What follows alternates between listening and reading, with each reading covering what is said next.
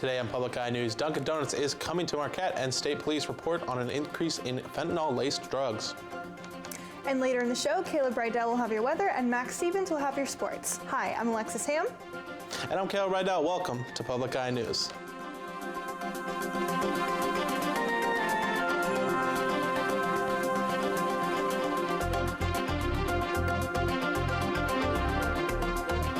The preceding program.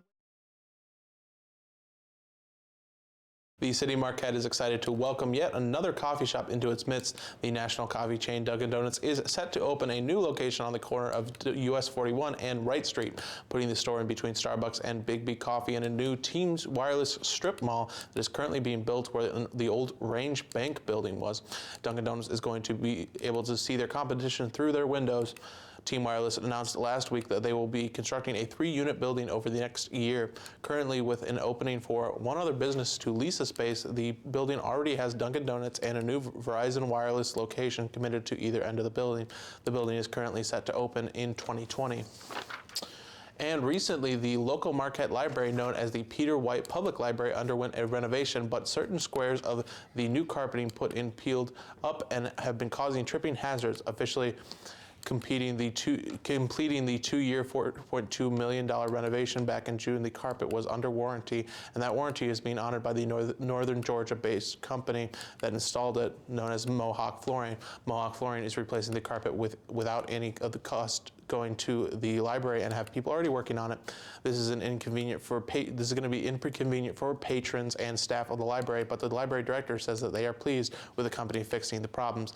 All library programs are set to take place as scheduled, and the reinstallation is said to be done by Thanksgiving.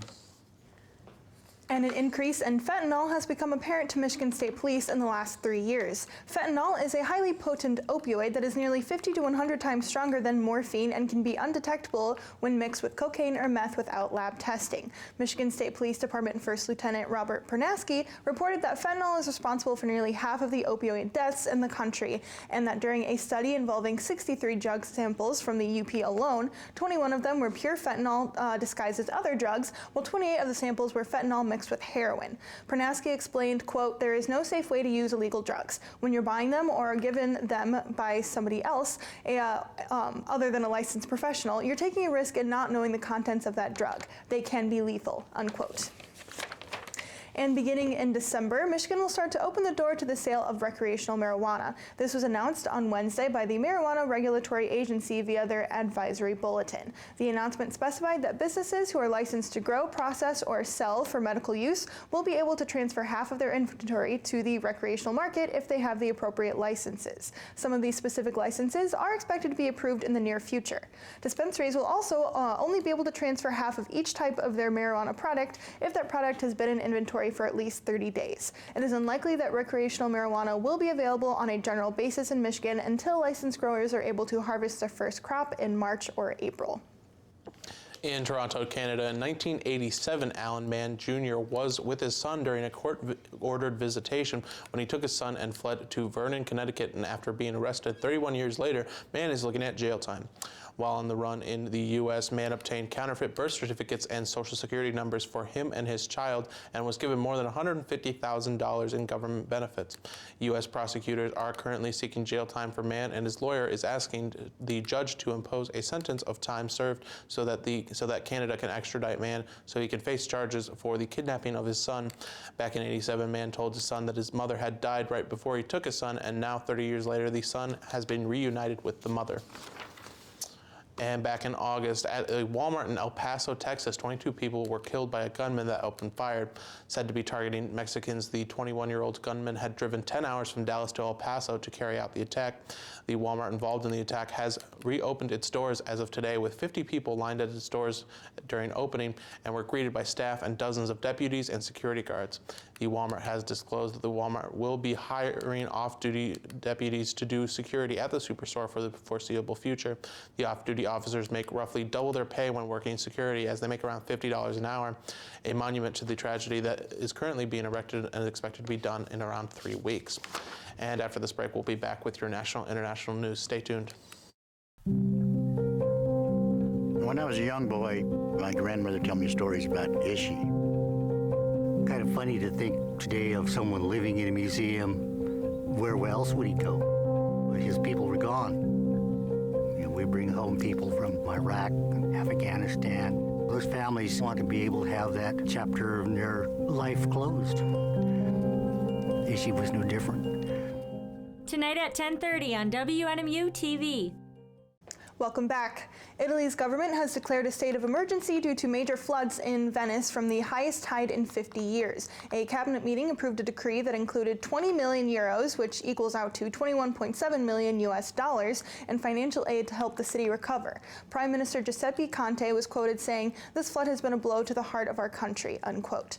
With water levels reaching 1.87 meters or 6 feet 1 inch over sea level on Tuesday, this is the second highest level recorded and only 7 centimeters or 2.5 inches lower than the historic 1966 flood. The flooding is said to be occurring due to southerly winds and the full moon helping to push the tide into the city. And lawmakers are gearing up for more testimony in the impeachment inquiry after the first public hearing brought out a new revelation. As Nicole Killian reports from Capitol Hill, it ties President Trump to the push for political investigations in Ukraine.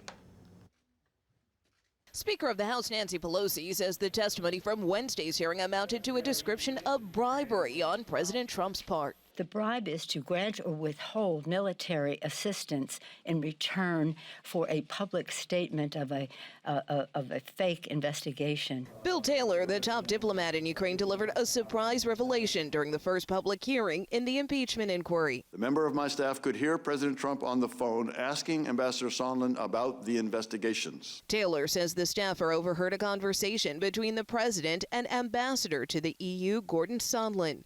Taylor said Sondland told the staffer the president cared more about investigating the Bidens than Ukraine. What this call indicates, as other testimony has likewise indicated, is that the instructions are coming from the president on down. President Trump says he doesn't recall the conversation. I know nothing about that. First time I've heard it. The one thing I've seen that Sondland said was that he did speak to me for a brief moment, and I said no quid pro quo under any circumstances.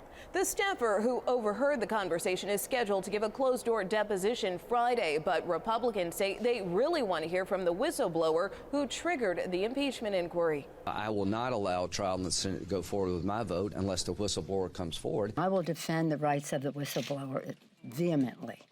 Vehemently. The next person to take a seat for public testimony is former ambassador to Ukraine, Marie Yovanovitch, who was recalled from her post after President Trump's lawyer, Rudy Giuliani, orchestrated a smear campaign.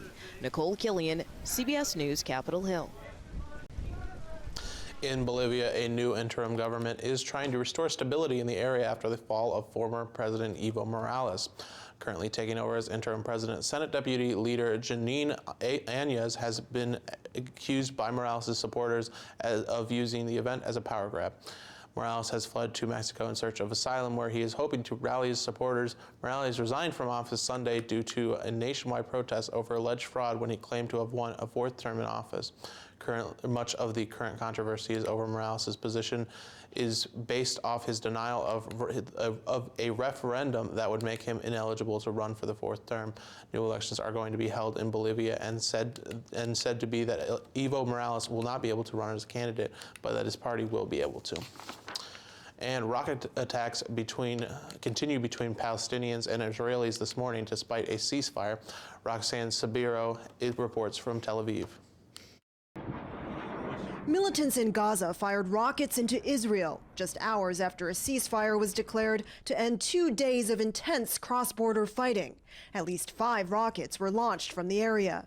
No one has claimed responsibility for the attack, and it's not clear if it will impact the Egyptian brokered truce. Israel says its mission has ended. We eliminated the terrorist that was in charge of the recent actions against Israel. The fighting erupted Tuesday after an Israeli airstrike killed a senior commander in Islamic Jihad and targeted another commander in Damascus. Gaza militants quickly responded with a barrage of missiles, forcing residents in southern Israel to take cover. There have been no reports of Israeli casualties, while at least 34 Palestinians were killed, including a family of 8 buried Thursday in Gaza. Despite the ceasefire, our colleague there tells us many people are feeling frustrated, angry, and trapped. Some are still calling for revenge. Here in Israel, people are also on edge, fearing more rocket attacks. Roxana Saberi, CBS News, Tel Aviv. And after this break, we'll be back with your weather and sports. On the next edition of Native Report, we'll visit Little Bighorn Battlefield National Monument in Montana. We'll meet artist Ben Pease and view his work of art that combine iconic celebrity images with Crow influences. We'll learn about the historical importance of the buffalo for the Crow Nation in Montana. We also learn about what we can do to lead healthier lives and hear from our elders on this Native Report. Saturday afternoon at 5 on Public TV 13. Welcome back. I'm Caleb Riddell. I'm going to be taking you through weather for today. As you can see behind me on the NMU campus, we have a snow-covered campus, and it looks like that's not going to be going anywhere anytime soon. We got winter coming up. It's here finally, and we got our current conditions outside: cloudy, temperature of 27 degrees, winds out of the west-southwest at 16 miles per hour, a barometric pressure of 30.02 inches, and falling. Taking a look tonight, we're going to see snow out there with a low of 25, winds out of the west-northwest at 16 miles per hour, and then tomorrow we're going to have cloudy out there with a high of 27, winds out of the north-northwest at 16 miles per hour. Taking a look across the UP, we're going to see a lot in the 20s. We're going to start over in Sault Ste. Marie with 29 and clouds, 29 also in Manistee, 27 in Escanaba and down in Menominee, that's 28 degrees. Taking a look at the western half of the UP, 27 in Iron Mountain, 25, and the only sun shining out there in Ironwood. Up in the Keweenaw, Houghton with 27, and back here in Marquette, that's 27 degrees. Let's take a look at your week ahead. Now on Saturday, we are looking at a high of 36, low of 31. That's going to be the same Sunday. Only difference is Sunday we're going to have a little bit of rain and snow out there. But Monday we are going to have a high of 37, a low of 31. And well, we're getting a lot of clouds out here, getting a lot of snow, Max. But I hear we had some pitchers that were being honored. The sun is shining on a former Tiger once again, Caleb. Yesterday, the Baseball Writers Association of America awarded the Cy Young Award to the best pitcher in each Major League Baseball league. In the American League, Justin Verlander edged out Houston Astros teammate Garrett Cole with 17 first-place votes to Cole's 13. Verlander became the 20th pitcher in MLB history to win multiple Cy Young Awards, his second award following a season where he led the American League in wins with 21 and innings pitched with 223. He was second in the league in ERA and strikeouts behind only his teammate and award runner-up Garrett Cole. In the National League, Mets ace Jacob deGrom was awarded the Cy Young Award for the second consecutive year, receiving 29 out of 30 possible first-place votes. deGrom led the league in strikeouts with 255 and posted a 2.43 ERA. deGrom became just the 7th National League pitcher to win back-to-back Cy Young Awards. And earlier today, Pittsburgh Penguins star Sidney Crosby underwent surgery to repair a core muscle and will be out at least 6 weeks. The 32-year-old Crosby left the ice in the third period of the Penguins' shootout win over Chicago back on Saturday and did not return. Crosby is currently leading all Penguins in points with 17 and joins the lengthy list of Penguins players to miss time due to injury, a list that also includes Evgeny Malkin, Brian Rust, and Chris Letang. Due to the lengthy list of Penguins players already missing time, Crosby was initially going to try to play through the pain, but it became apparent that surgery was unavoidable.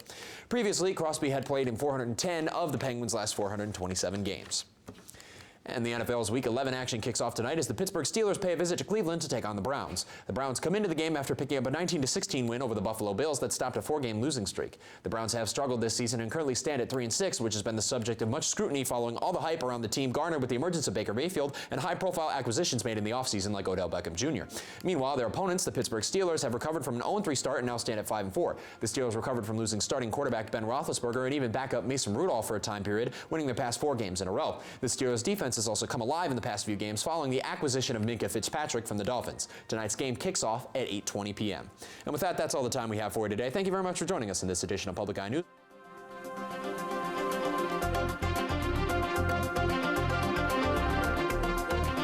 The preceding program was produced by WNMU-TV, Northern Michigan University Public Television, in studios located in Elizabeth and Edgar Hardin Hall.